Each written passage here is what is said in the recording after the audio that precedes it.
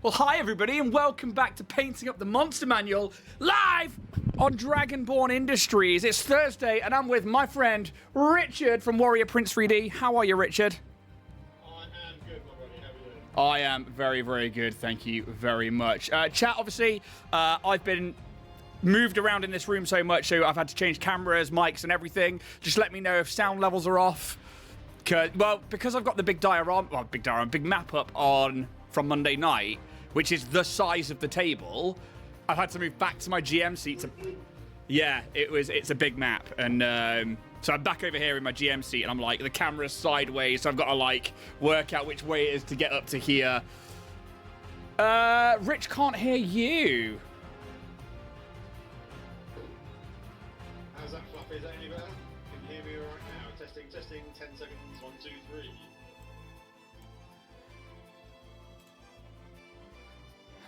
Why? See, I'm getting Rich loud and clear.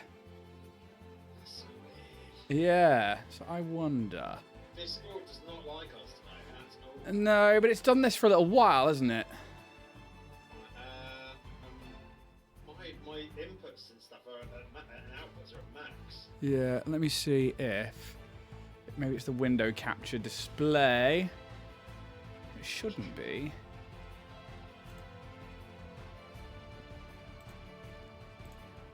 Which I don't understand. So, do keep us in check, chat. I'm going to quickly hunt around and double check Discord, basically, because Dibs, what's sound like for you? I'm wondering if it's just my iPad. Yeah, it could be the iPad, maybe. Anybody hear me? All right. Let's see. No, he sounds like he's in the loo. Oh, I don't understand why Discord does this to us.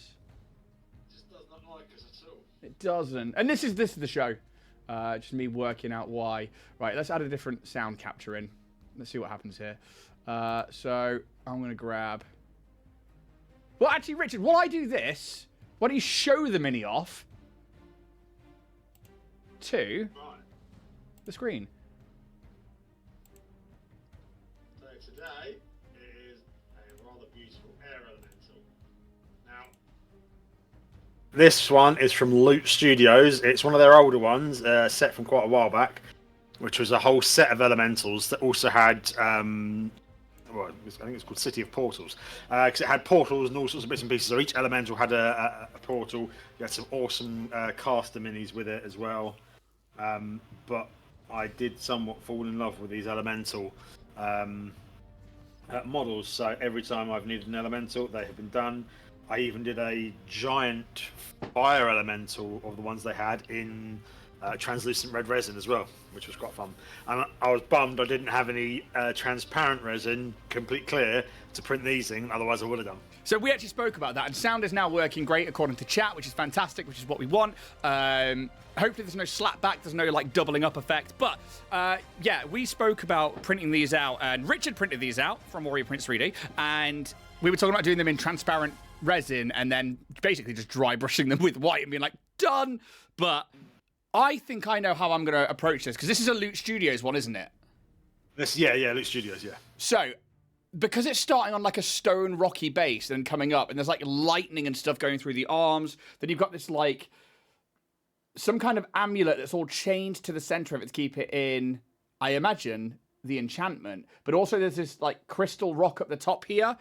I think I know how I'm gonna paint this. I'm gonna go with probably a Basilicum Grey for the rocks, and then I'm going to use Frostheart and Pilar Glacier on it really thinly. Then I'm going to re-dry brush it white, and then I might do some red on the crystals as a little pop.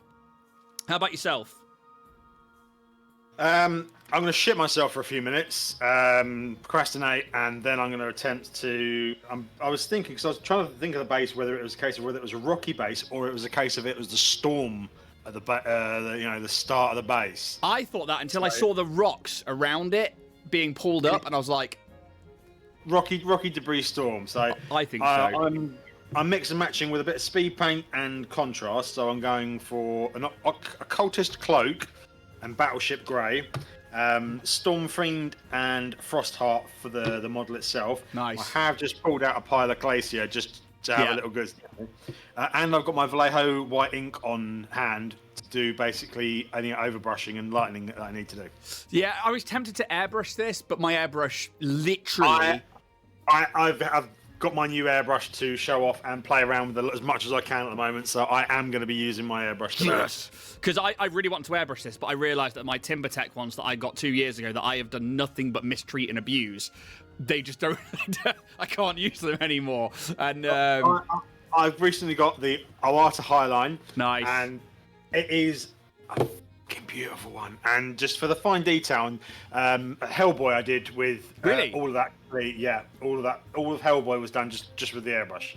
Well, while we're on the subject of other things, let's have a look at some of the pictures that Richard sent through today of things you can get from Warrior Prince 3D as... Some of the latest releases that we've got this month.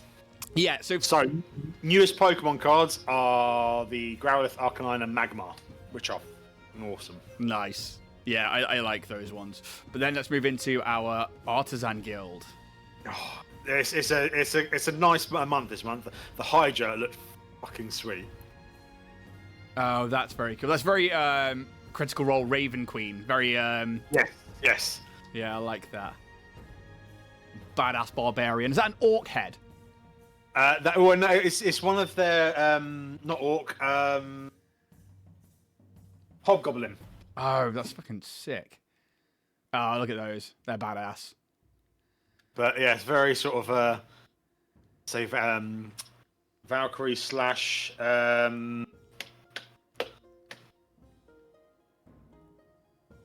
know what you mean, and my mind's gone blank. Mainly because I know what's coming next. The one oh, crying out loud, words. She-Ra! No? Say again? I said She-Ra. No, not She-Ra. It's the female warriors. Yeah. I can't think of the bloody name at the moment. Anyway, carry on. Because the next one, I was literally playing this game last night. It's fucking Tifa Lockhart. Boom. Yeah, that's fucking awesome. Doing Dolphin Kick. I fucking know that move. That's one of the Limit Break ones. Tifa's, I think been a favourite across video gaming for 25, 30 years now, however long Final Fantasy VII's been out for. So that's fucking awesome. That's very, very cool. And look at this cutie. I love it. It's really small as well. What is it? I don't know. I think it's from one of the games or something. It's Bulkmancer is one of their latest ones this month. Fair enough.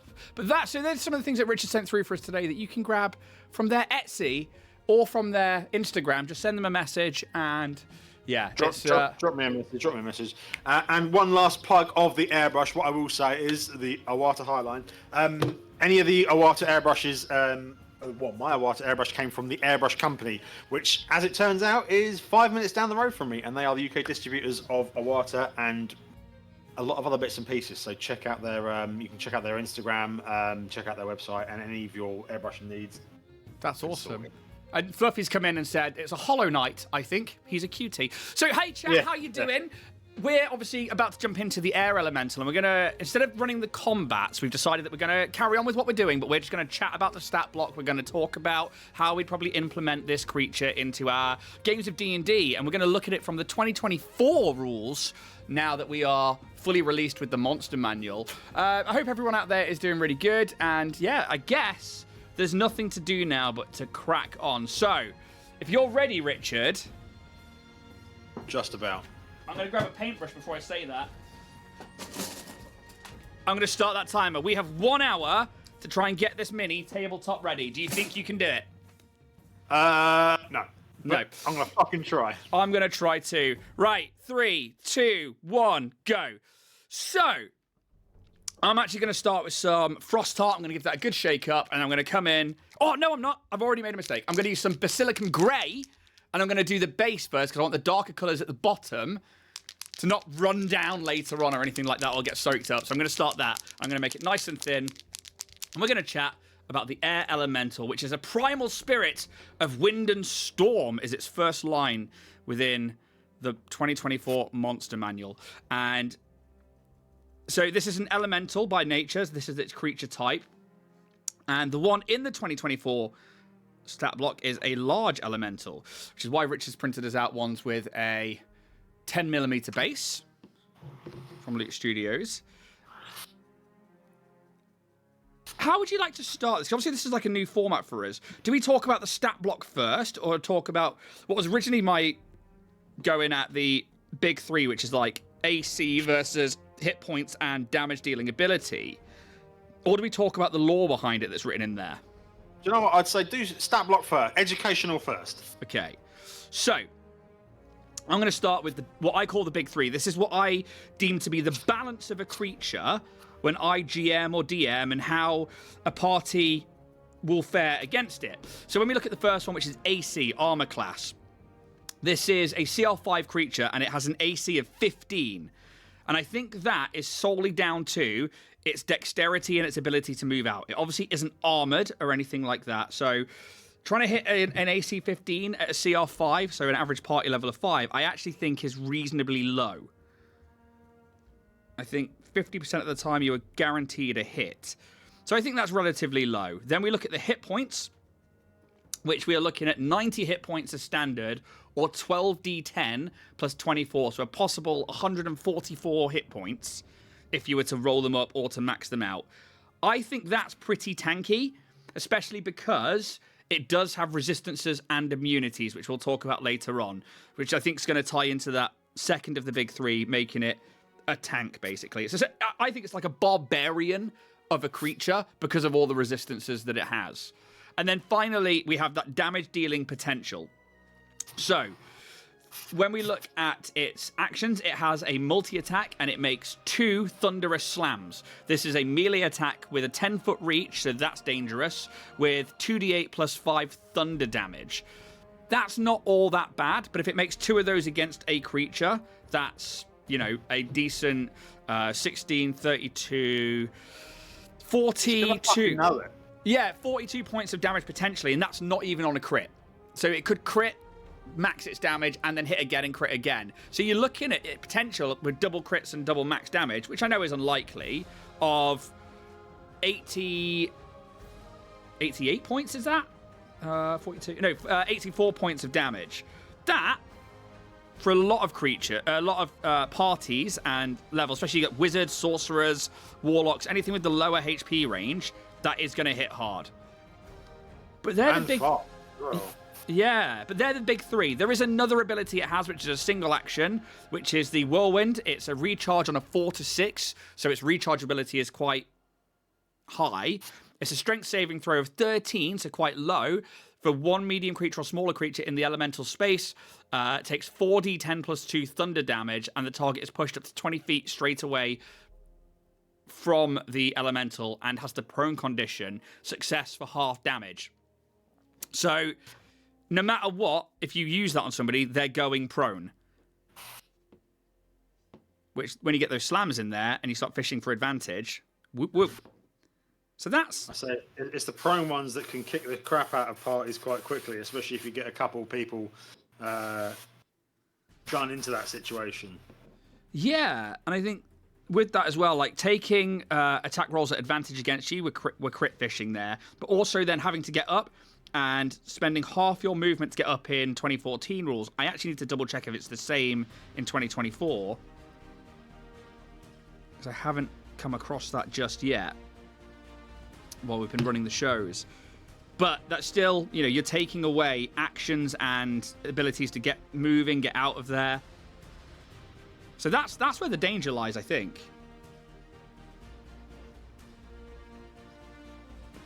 As for everything else, I mean, do you happen across elementals at all in your campaigns? So elementals are one thing I like and enjoy a lot, especially in obviously situations with lovely magic users or fancy little traps or pockets of chaotic magic is another place I put them in. Yeah, no, that's are something I have used regularly. Again, don't spray your phone, Richard. It's a creature I do enjoy, and I tend to also... A standard one I'll obviously use straight off the page, but they are a fun one to have a little bit of fun with in custom. Yeah, I agree. And so something I like with the custom is not just basically how they operate or how they run, but sometimes how they look. And what I like about the D&D 2024 Monster Manual is they actually have air elemental compositions over on the left-hand side of the stat block. So you roll a d6 if you so wanted to randomize it, and you could choose between a cumulus or cirrus clouds, a mixture of vibrant colored gases, a pungent, sour-looking miasma, shifting cloud clusters that resemble animals and simple shapes, sinister features obscured in a misty mass, and swirling storm clouds. So there's like different body shapes for them. Dibs says 10 millimeter. Do you mean 100 millimeter or 10 centimeters? Yes, I did, Dibs. Yes, I did. So I've got the rocks done, which are the ones floating all up from the bottom there. I'm going to grab this emblem. I think that's stone. I feel like it would be stone. And then I'm going to use a red for the crystal later on. I hear your airbrush working away there. How's it going? Yeah. Damn, that was quick. Fuck, that's so cool. If I could get it bloody focusing, it'd be awesome. That's gone on real smooth, isn't it? Yeah.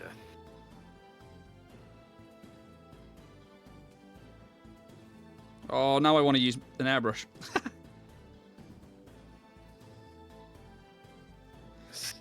Still gonna have to do some dry brushing afterwards, I think. Still, it's looking awesome. So. And essentially, all I'm trying to do is grab the dark bits first before I come in with my blues.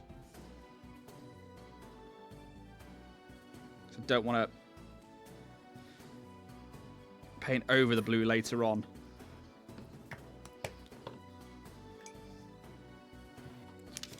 I think I might even grab the chains in that grey as well and then dry brush them with a silver afterwards. Do you know what? I'm having such a... I say a struggle with metallics at the moment. I'm not enjoying metallics because I'm finding them boring and I'm wanting to do more things with them, but having to use the standard sort of gold silver sort of thing. Yep. So I was quite lucky. I've got quite a lot of different coloured metallics at my disposal, but they're not speed paints or anything like that. So I've got like all the turbo dorks and I'm trying to use them at the moment just to see what differences I can make. And I think that's where I'm trying to go with it. And I think because I want those gemstones in this to be red and be that colour pop, I don't know which other way to go. Also, there's like loads of lightning creeping up these guys' arms, which is very cool. But I also need to work out if I'm going to start putting yellow on it or if I'm going to leave that blue and white. Do you know what? Literally, that was one of the things I was having an argument with myself about. And I thought, no, I'm going to leave it blue and white because I don't want to distract away from the actual element itself. Yeah. I'm just muting Mike while I use a hairbrush. Yeah. I'll keep on chatting. So what are you guys all up to out there? What's everybody up to today? While you guys answer that, I will jump into what's written on the elemental page and we'll talk about the lore of these creatures because they come from the elemental plane of air, one of the 4 main elemental planes, or primary elemental planes. So, energetic spirits from the elemental plane of air. Air elementals gather clouds and winds into ever-changing bodies with indistinct limbs and vague features. Beyond their home plane, these elementals might serve magic users who conjure them, or they might congregate around a nexus of unbridled planar energy, such as wind-scoured mountains, peaks, or endless storms. In battle, air elementals batter enemies with powerful gusts or transform into whirlwinds to fling away their foes. Air elementals often have distinctive compositions. And then it says to roll or choose a result from the air elemental composition table to inspire the elemental's appearance. And obviously, you can do whatever you want with those, but I do like that the new stat blocks and the new 2024 Monster Manual does give you a bit more to go on, rather than just, here's an air elemental, go. Because sometimes... Make it go airy. Yeah, exactly. But, so that's pretty much the entire page, and the rest of it, so let's look at their actual abilities. So obviously we've looked at the big three: AC, hit points, and damage dealing potential.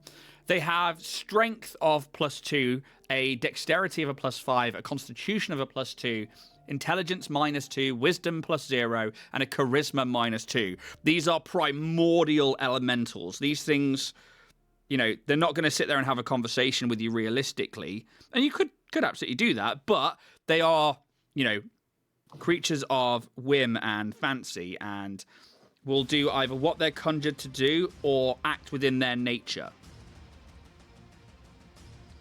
They have initiative of +5, which is really, really awesome. They're quick. They have a speed of 10 foot on the ground, which doesn't really matter because they have a fly speed of 90. And why you wouldn't use that, I don't know. They have an air form, which is their traits. The elemental can enter a creature space and stop there. It can move through a space as narrow as 1 inch without expending extra movement to do so. So these things can really, really get about.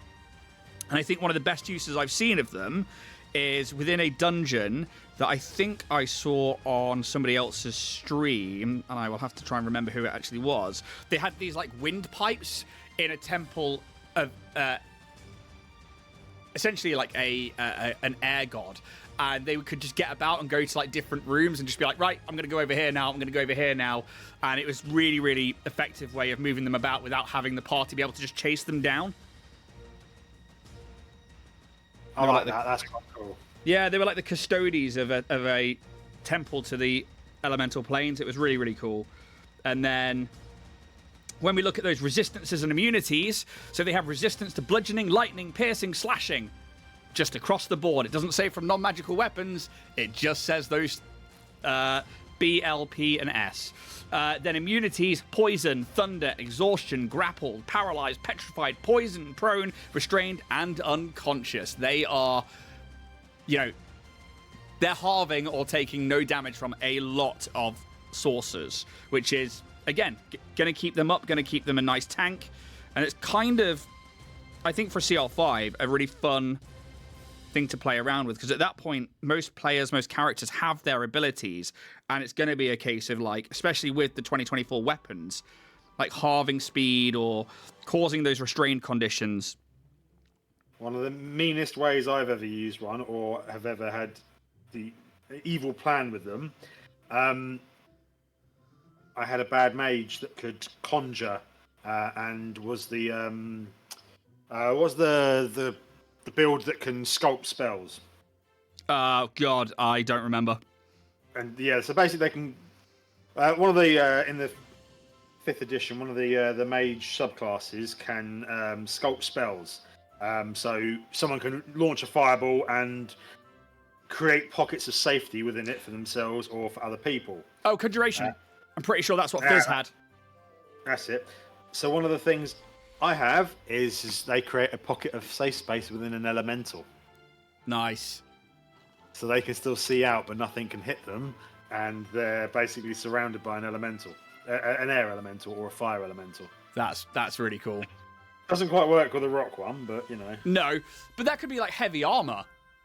Yeah, it's a mean little thing, but it was an off-the-cuff idea to stop the caster being mobbed by 6 players hitting them in one round. And exactly that, because it's all about action economy. And multi-attacks are great, but you've got to move, and then you're going to be taking opportunity attacks, so they're getting an extra attack in the round, followed by, you know, then having to like only get advantage if they're prone. It's hard, and I think the air elemental actually does have a decent amount of ways around that, and it does come down to dice rolls, but being able to knock people prone, fling them away. But again, you're either doing the whirlwind to fling them away, and it's one creature, or you're trying to like multi-attack slam them once they're down. And I think you have to be very clever with how you go about doing that with this creature. Also, a good little fun thing is upgrading them to a boss so they have legendary actions. Yep. Which is another way to get around things and make people So how would you do that with a creature like this? So I usually, if I was to bump it up and give it sort of legendary actions, it would be a case of some of its moves I would make as extra attacks for the legendary actions, or enhance or give it different sort of elemental bits and pieces. So, like the whirlwind, but you can make it a bit nastier. Could even pin someone in place and actually be a whirlwind, containing them and damaging them if they fail their saving throws and stuff like that. So my thought from that one would be to have the whirlwind, but have them be pulled towards it, because you've got that. Yeah, because you then got that 10 foot of reach, and you could be like, oh, you know what? It does its whirlwind, it flings you away, then as a legendary action, it pulls these people in, or, you know, those ones that you want to be a bit closer, so getting those mages in, or getting the melee classes away, and I think that, for me, would be what I would go with. Really swirl the combat around. Yeah, exactly, and nice choice of words. So that's where I would go. Dibs says they are painting up a truck for their next diorama table. That's awesome. That table was really cool, Dibs. That truck's really cool as well. Did you send that out to him, did you? Yeah. Ugh. So, I feel so slow painting this on with a brush rather than an airbrush.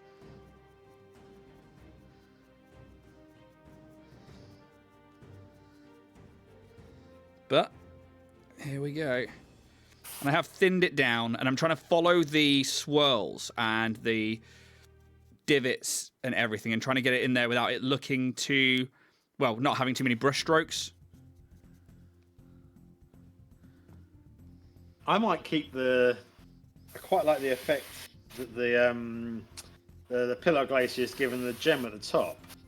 Oh yeah. So I might have to keep the gem at the top like an air elemental coloured one. Yeah.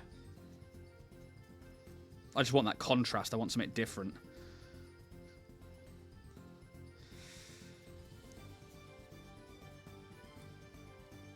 Right.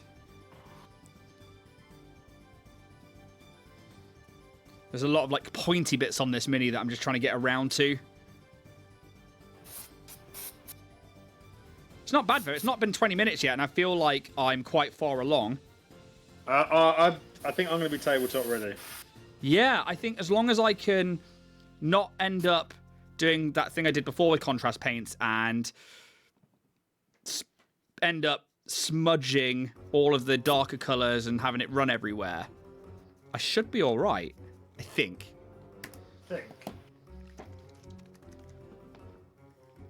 Thanks. Next one is a little bit different than the dragon and the Dungeons and Dragons one, and the truck is fucking sweet, and its wheels actually work. Oh, that's sick.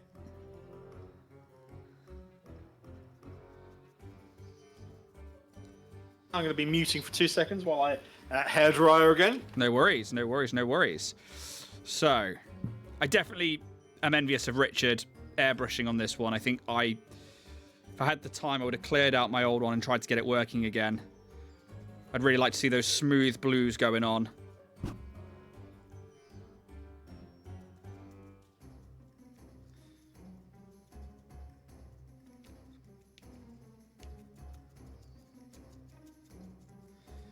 I think under this side here, I'm just trying to stipple in and just try and keep it nice and clear from mixing the greys and getting that to come up.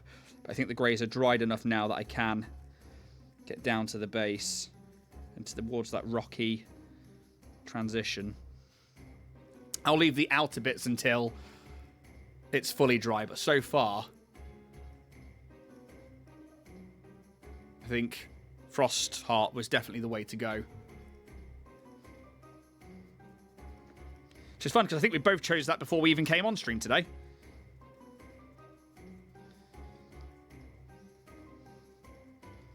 Right.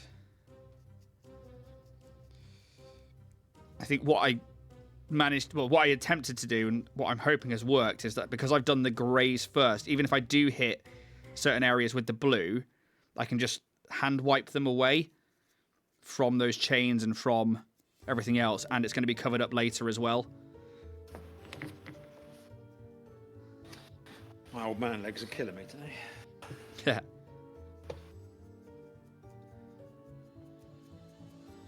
I've got to say, I've actually got my Artis Opus dry brushes out this week and been using them. Oh, yeah. And they're fucking awesome. That's cool. I love it. They come with a little little moisture jar. So you got a little jar with a sponge in it. You can wet the sponge. Oh, really? Yeah. That's cool. There's a lot of really deep recesses on this mini, isn't there? I tell you what, I'm quite glad I've done it with the airbrush. I mean, so I've done 4 colours on the airbrush, but the speed paints are a mix of 2 for the bottom. Yeah. I've then dry brushed it and gone over with the pile of glacier. Do I get a? I don't know if I can. How's that? Oh, look at that. See, I like how you've got the darkness underneath and then you've brought it right up. That's very cool. Hey, Dak, how you doing? Welcome in. We're painting up air elementals. We've still got 39 minutes-ish. Richard is using his Iwata airbrush and has already pretty much, well, I would say nearly got it to a tabletop ready standard. And I'm trying to use contrasts and speed paints with a brush. And I'm still trying to get the base layers on, if I'm being perfectly honest. These are a Loot Studios mini. Printed out by Warrior Prints 3D for these shows. And yesterday we had a massive package from Richard, which we unboxed, and that's all up on there. And I've got it with me because I didn't show it off yesterday. This is the fucking animated broom, and it is my favourite fucking thing in there. I absolutely adore this mini. You found it, did you? Yeah, I thought it was one of the stats for the Arch Hag, and oh my shitting god. Camera's the wrong way around. There it is. It's so Fantasia, and I know exactly how I'm going to paint it up. So I can't wait. Ross Airbrushing. I'm the guy from Airbrush Company he got it from. Sick. Welcome in. Glad to see the Highline is getting decent usage. Yeah, Richard uses an airbrush on this show a lot, and he's fucking awesome with them. Welcome in. If you don't know the concept of the show already, for anybody who might be watching on YouTube, or new in on Twitch, this is Painting Up the Monster Manual, where we have 1 hour to paint up the next monster in the Monster Manual and try and get it to a tabletop-ready standard so that you can get it on the table without having to worry or spend 50,000 hours painting a mini. And we're trying to employ any techniques we know to get the minis done, while also trying to complete the entire Monster Manual, which obviously, over the past few weeks, we've switched from one edition to another, which it's fucking changed on us. Which is fine. It was bound to happen eventually, but I didn't think it'd be so early on in the show. So we're kind of getting through things, and actually, I'm kind of, when I had a relook through the new Monster Manual, I am really glad that we have decided to carry on and that it's changed their order of things, because I think you were right. I think it becomes very stagnant very quickly when it's like, all right, cool, we've got 8 weeks of demons. Oh, and then we're followed by 8 weeks of devils. And it was just like, oh my God, this is hard. And it was a bit of a slog because you know the theme didn't change, sort of thing. Yeah, and I think I'm looking forward to it now being something different each week, now that it's in full alphabetical order. But if you're new to the channel, give us a follow. If you're watching on YouTube, go give us a sub. If you want to join our YouTube members, we've got some extra Starfinder content on there. Richard sponsors a lot of our shows. We do a lot of TTRPG stuff. We also do unboxings. And yeah, he sponsors our Starfinder show, which is on a Monday night. He sponsors our Bloodpunk, which is every other Thursday. And this show, which is Painting Up the Monster Manual. And we are just happy to have him around for so many shows. Otherwise, feel free to just follow up, or sign up to YouTube members, or just subscribe on YouTube, or any of those is fantastic and helps us out loads as we're starting to move into our next goals. So let's have a quick read of chat. Somebody just on my verification so I could say hi. No worries. Dak, that's not a mini. It's a misbent wire. Close that one down. Sorry, 2 seconds.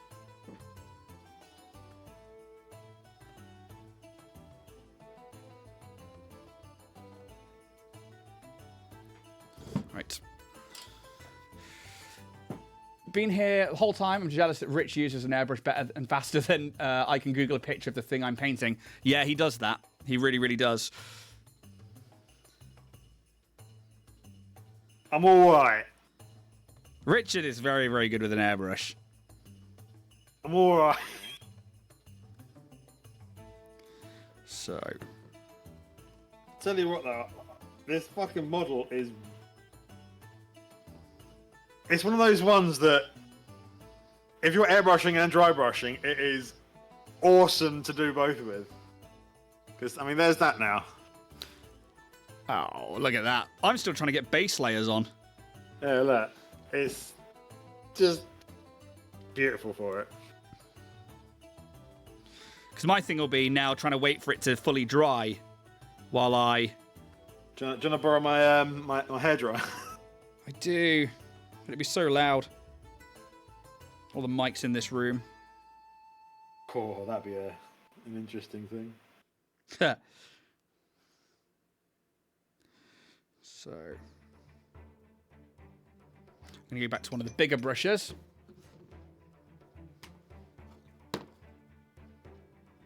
Just to get these ones around the base.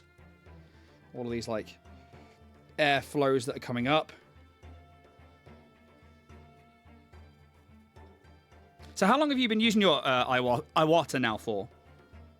So this one has been going for a week or so now. I've got to take some pictures of the Hellboy, some proper sort of fancy photography pictures to show him off, because it was a quite the delight painting with it. I've got Jinx behind me at the moment that is half painted, but it's certainly been a beautiful piece of tech to use, I have to say. I mean, it even sort of trumps I had an Iwata Eclipse for donks, but it's leaps and bounds over that. The level of detail you can get is awesome. I'm very jealous. I think I haven't used one of my airbrushes for fine detail in so long, and I used to love going in and doing my shading and stuff with them. I was saying, you had I can remember you telling me you had one of your bloody Amazon airbrushes you use without a needle. Yeah. So like, so the two Amazon ones, like the real shit TimberTech ones, I had one with a 0.2 needle in, which was like I would use for fine detailing, and the other one I just didn't even put a needle in. I was like, and that's the priming one. There we go. It fucking did its job. I abused that thing. I really went to town on it, and there's a reason it doesn't work anymore. Say again? Rinse and repeat with that one. Oh, absolutely. I was, I really put it through its paces. Okay, so I have base layers done. I now need to get these to dry. So Do I go for gold chains? You do you, buddy. You've got 31 minutes, so... I've even brushed off the old Retributor armor for it as well. So, I've been painting my D&D character mini that Rich printed for me. Nice. Looks like I got my 9-year-old to have a pop, but it's basically done. Had it for weeks, but only just got it sorted. Campaign starts tonight. That's amazing. Oh, congratulations on getting into a campaign. Is it your... Are you new to D&D, or are you like a seasoned veteran? But either way... awesome to be starting a new campaign. Also, the female warriors Rich was trying to find the word for earlier was Amazons. I was screening it at my PC while not able to comment. Yeah, no, sorry. I was too busy shitting myself about this particular mini. Right. What I'm going to do in the meantime is I'm going to grab my black. I'm actually going to rim the base now while I'm waiting for the rest of it to dry. You're going to rim it now? You're going to give it an early rimming? I'm going to give it an early rimming, a little bit of foreplay, they say.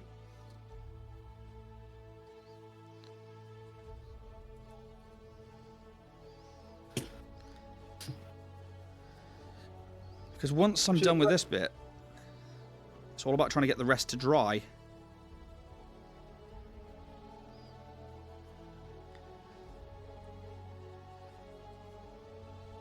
And I think that's the difference today as well, is like the airbrush being able to like to self-dry as you go along.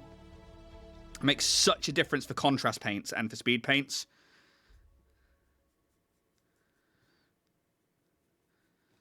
It bloody helps. Yeah.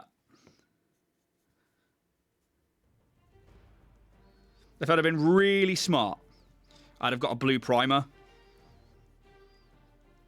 Problem is, even then, I don't know how much of a help a blue primer would have been.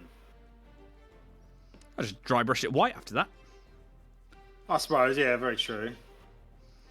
That'd have been the easiest fix. But when do I ever do things the easy way? Hey, who needs easy? I'm not new to it, but this is a second campaign with this party. Amazing. That's so awesome. Right.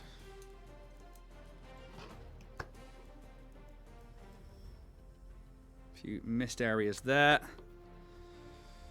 Right, I need to fan the shit out of this. So, let's grab that.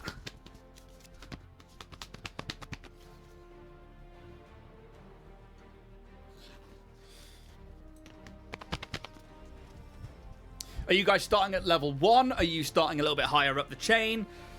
Tell us about your D&D campaign. What character are you playing? What class? What features? What edition? Dak, how's your D&D campaign going?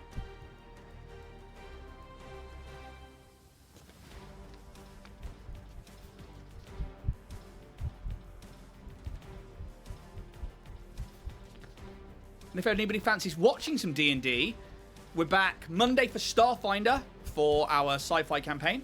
And then we're back Thursday next week for Bloodpunk, our D&D horror campaign, which is 5e. That's currently the games we've got on at the moment.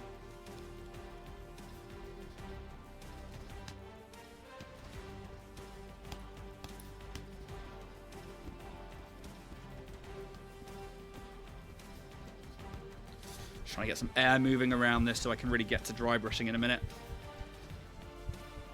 I like the darkness of yours more than I prefer the brightness to the Frost Heart. Is that because you zenithed it with black and white? Yeah, so I went in with black and white, but higher on the white than the black. Yeah. And I really didn't want the base of it sort of quite dark.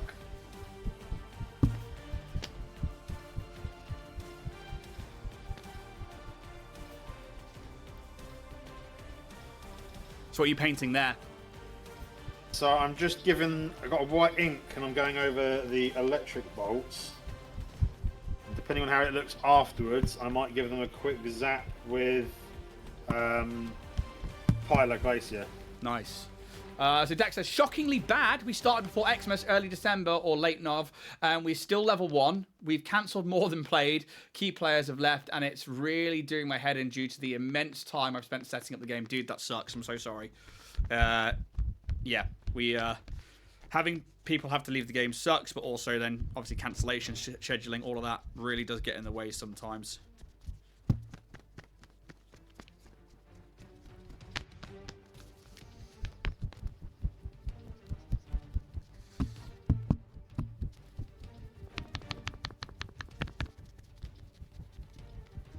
I think I'm almost there on the drying.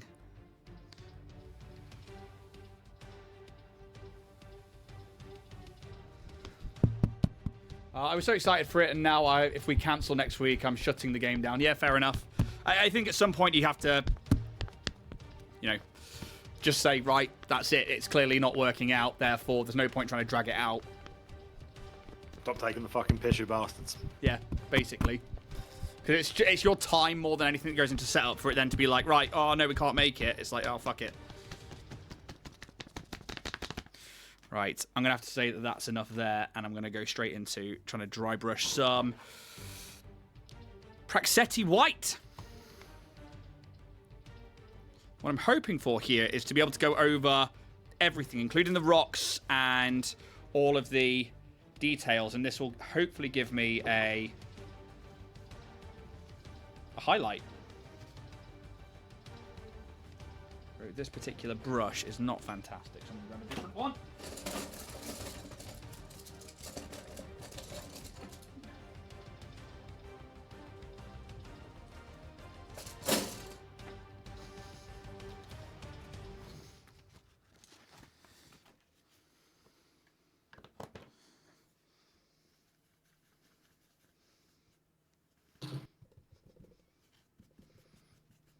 And then I can get that gemstone.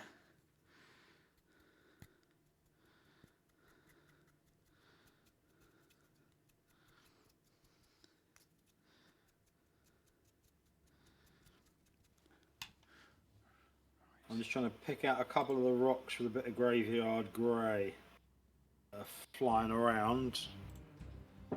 Utilise the rest as just bloody storm. Nice.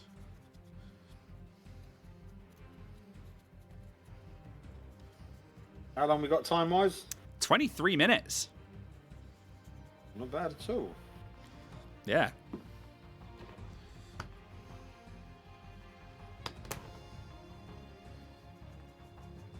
And I don't need the white to go over all of the areas, but if I can pull out, so see there's like bigger whips of wind, the tips of fingers,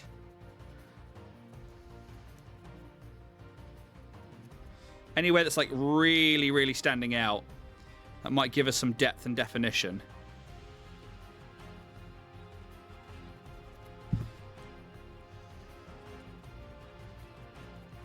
Obviously, I'm going against those divots and those lines now so that we only pick up the highlights. Kind of like so. Fucking beautiful. It's getting there slowly. Oh, you know what? I love the difference between the bottom. You know, you've got with the storm and the rocks at the bottom. Yeah, that's what I was hoping to get, is that pop of colour. Plus, it should hopefully tie it back into the chains and the amulet around the neck. Yeah. Really want to, you know, they're the areas of real interest on the Mini. It's things that you look at and go, oh, that's cool. That's a really nice feature.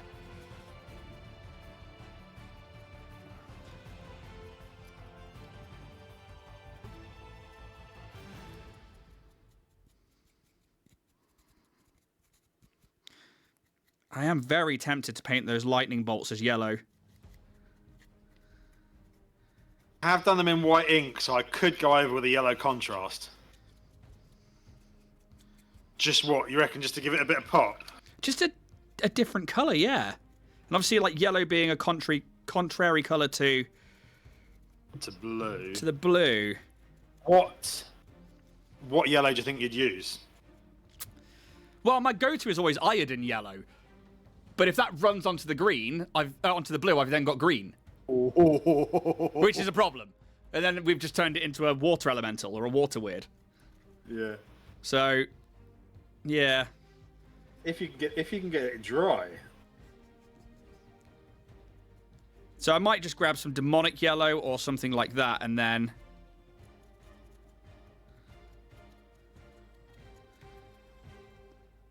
paint it around that way. You saying that is making me question my bloody intent now, because it'll be quite good, because where I've got some of the grey bits at the bottom, I'm gonna go for gold in the middle, and yellow at the side might help actually bring attention to some of the storm. Exactly. How long we got? 20 minutes. Do it. Kill him now. Because I'm gonna grab a red. Right, I'm going to have to ink over a few more bits and pieces so that it will be alright for the contrast. What might be good actually is where it's white and dry brushed, I can go over a little bit on the contrast to give it like an OSL effect. Oh, that'd be good.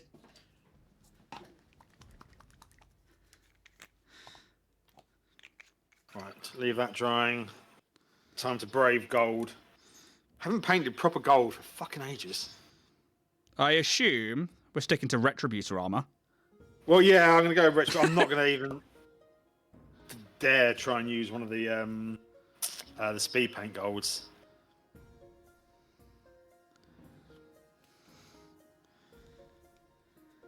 Tell you what, though, this one is going to be going pride of place on my monster manual shelf. Oh, really?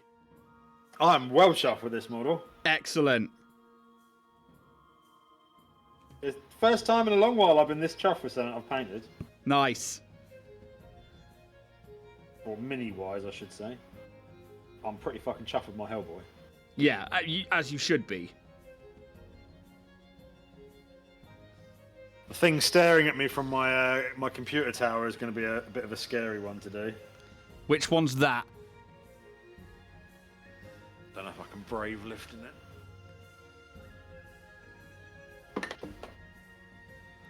Ciao, Amanda.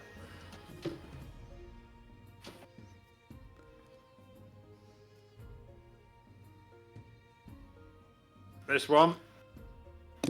Oh. Oh, you doing Optimus? Fucking Optimus. Yeah, that's fucking cool. Got to be using a lot of Turbo Dork metallics on that, right? Oh, just Turbo Dorks. That is my Turbo Dork project. God, that gemstone is really behind some of those air whips, and I'm trying not to hit them with this red.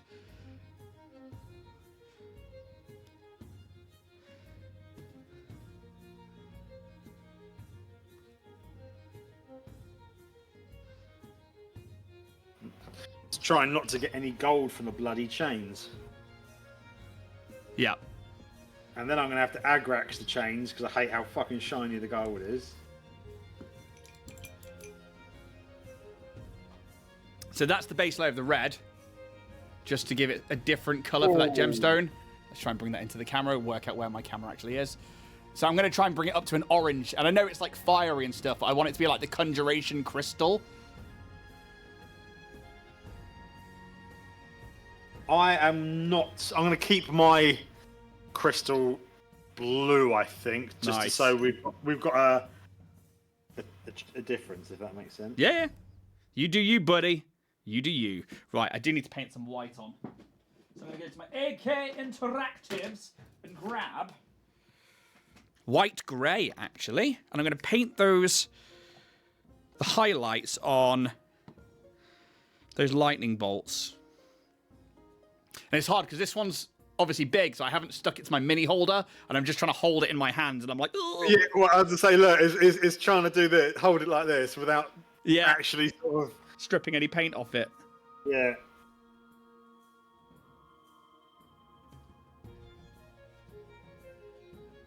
There's a couple of paint holders that I can print that are for bigger things, and I might have to dig out the files for.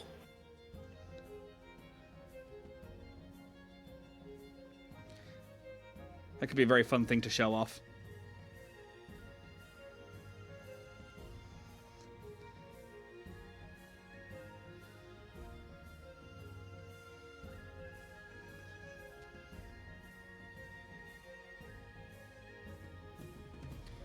Yeah, I definitely think at least picking out these storm, thunderous energies in the white is definitely going to help, but I kind of do really want to put some yellow in there. Thought I just broke a chain then, but no, I'm safe.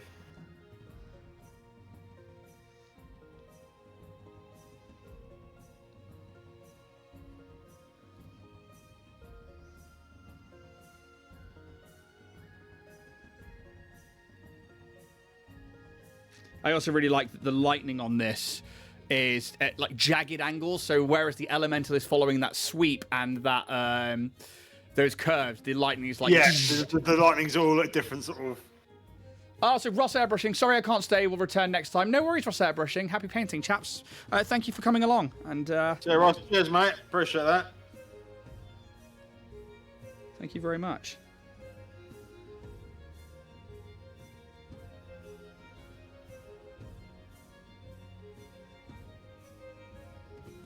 A D&D model I printed for Ross is a cool barbarian type in a kilt.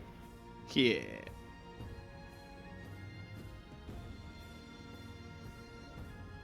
I really like the berserkers that you sent me. They're really cool. Yeah, Daybreak miniature ones, they are. They so as we get along with this series, you'll see like more of the stuff up close that Richard sent me that we did in the unboxing yesterday.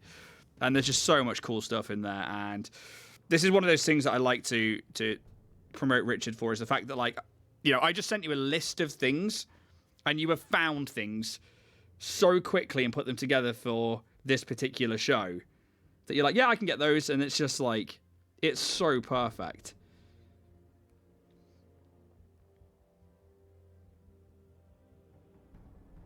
So the only questionable one was the awakened shrub. Yep. Which is what the little the little tree one, and it happened to be the only one that had a bit of a shrub on the top of it. So I was like, yeah, I do. No, I really like that. I'm going to use some neon paints for that, I think.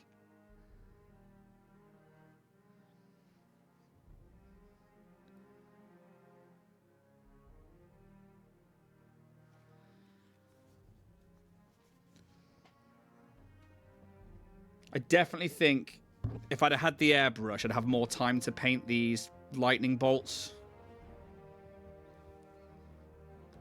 and do them justice.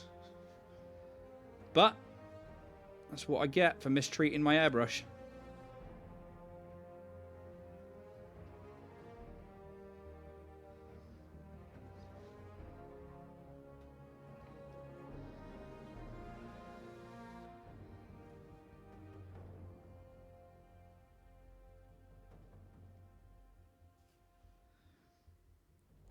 So that so far is my guy. Fuck yeah. I'm pretty happy with that. You changed that wicked. So that's literally it was primed white. I used the Basilicum Grey contrast. It's been dry brushed over with the white. I'm actually going to go back in with the Basilicum Grey really thinly and just go round again.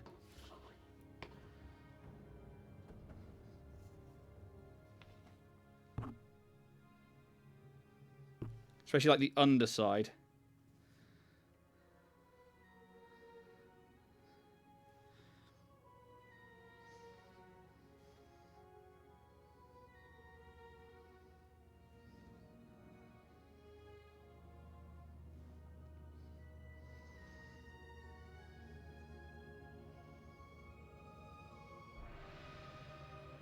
There it is.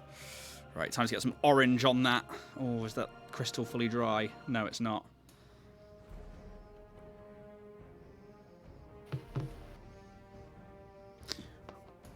I fucking hate that. The amount of times I put a model down, I put my brush into the water pot to clean it off, and I think, fuck, I've missed a bit. Yep. I've literally just done that too. There's a tiny bit on where the chest kind of area is. And chains.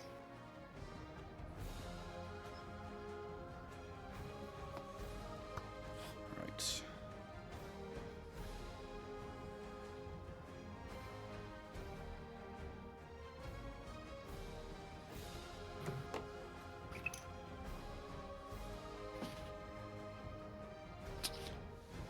Gold dry for a minute.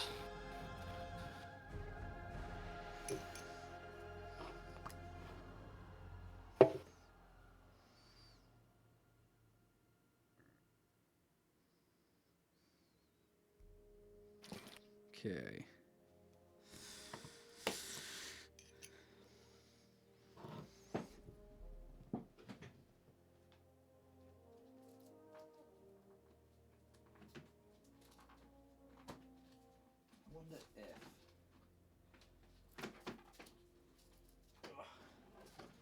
Those paints are in there properly.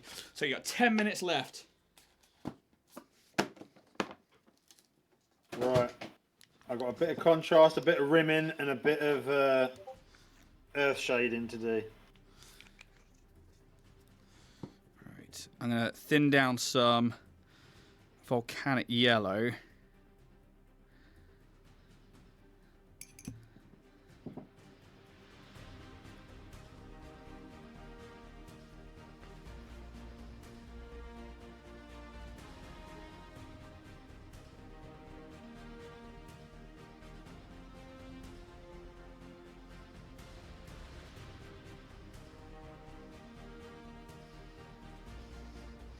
Going to hit up some of those storm areas.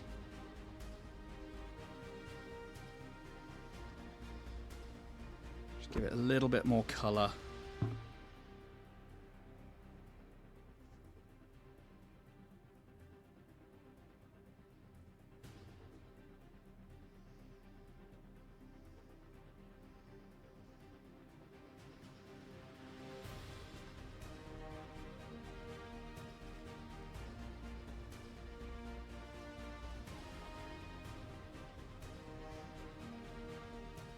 brave the yellow. Are you doing it? Yeah.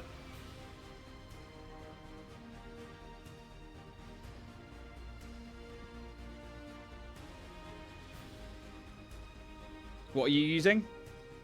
Bad Moon Yellow. Nice. Is that quite a pale one? Quite a bright, vibrant one. Oh, nice. But with what's underneath, it's nice. So that's what I'm going. Is I went quite bright as well, so that I could try and. There we go. Yeah. It's a bit more cartoony, but I don't mind that. I think especially while I'm trying to wait for that gemstone to dry, just so I can get the orange onto it. Which I don't know if I'll achieve if it's not dry by that point.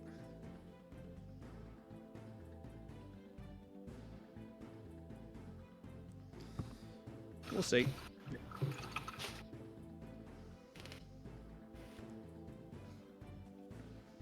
There you go. What do you think? I even yellowed the. Oh, that's cool. The gemstone. Yeah. That's awesome. That's very cool. I wonder what's making an appearance in your next D&D game. Dun dun dun. Right.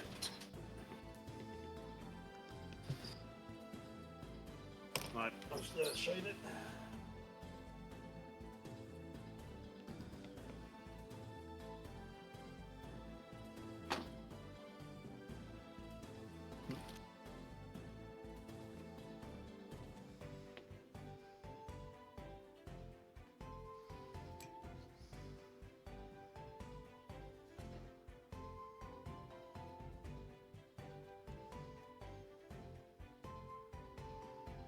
Okay.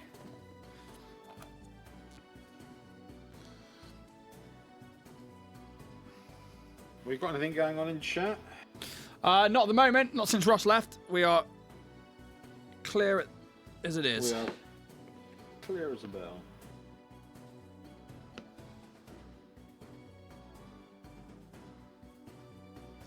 People want to chime up, they can do. If not, no worries. I think we're close to being done.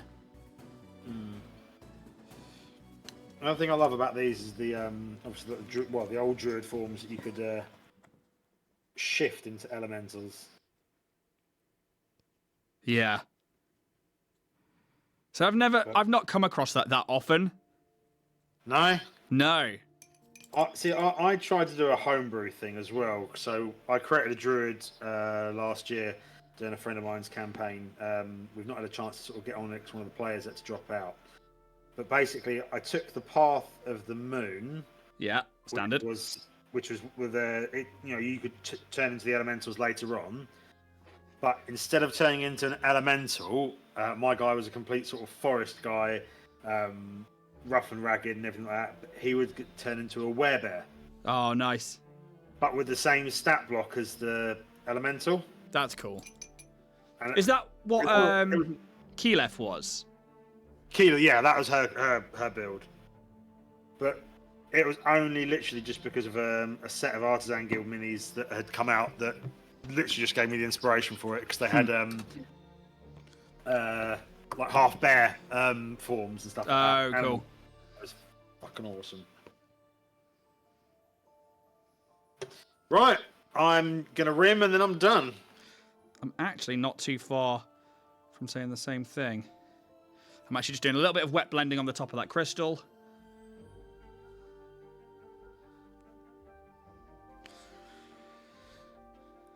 I might even a little bit of white onto that yellow crystal just to make it look that little bit fancy.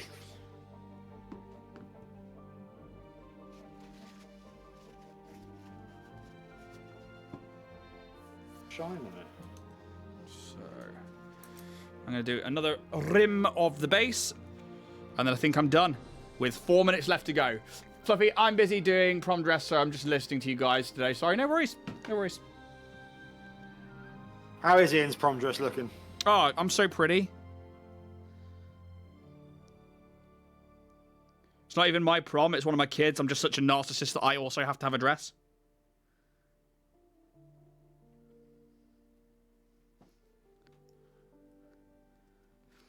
I've also got a hefty amount of black paint on my thumb there that I didn't notice.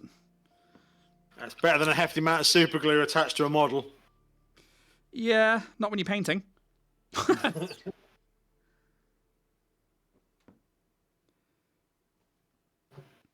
Shit, where have I just put the black paint? There it is.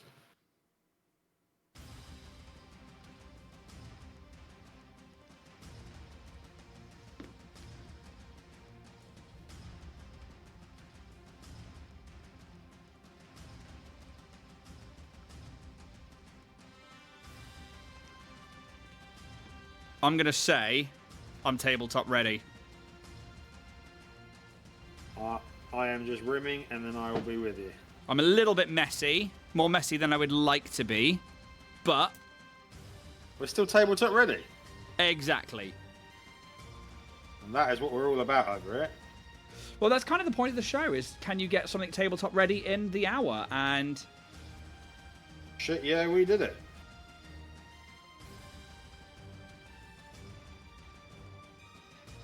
And it wasn't as though you just stuck to like a two-tone, one colour dry brush. no. Sometimes they're a bit harder to do than others.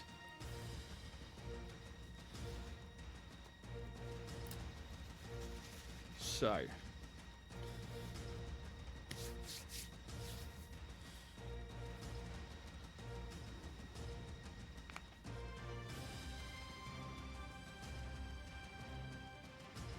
mine up for the camera just there.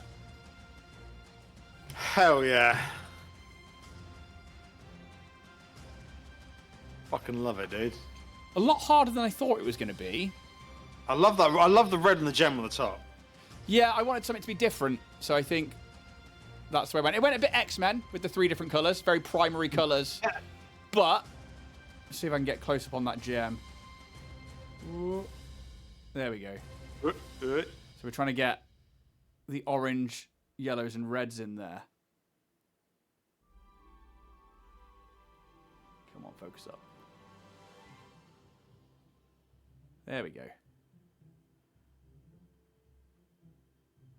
Which in turn meant that the whole thing mostly has a blue and white theme to it, but those little chains, those storm elemental bits, I'd happily throw that down on a table for an hour.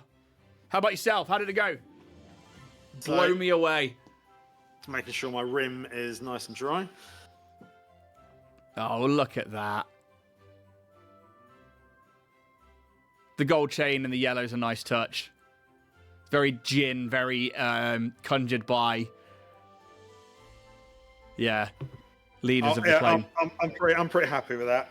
Awesome. Well, we'll make sure we get some pictures of those up onto Instagram. There is 30 seconds left on the clock, so I'm just going to stop it there. And that is the air elemental done in 1 hour, which... that is how we fucking do it. That's how we do it. So, we should be back next week. And next week is an interesting one because it's the Animal Lord. So this is new to... well, actually, that's probably why I'm struggling. The camera's backwards. There you go. Well, the Animal Lord is anthropomorphic humans from the Beastlands. And Richard has printed off an amazing anthropomorphic wolf person, which we'll be doing next week. And I'm very much looking forward to doing that, especially like the steps that they're going down. It's very, very cool. So we'll be back next Thursday for Painting Up the Monster Manual with the Animal Lord. But until then, go check out Warrior Prince 3D. If you're here on Twitch, feel free to follow up. If you want to sub with Amazon Prime, sub up with Amazon Prime. If you're over on YouTube, hey, please hit subscribe. We're trying to get to the 1,000. Other than that, we'll be back next week. Thank you very much. And may those dice gods be ever in your favor. Take it easy, guys.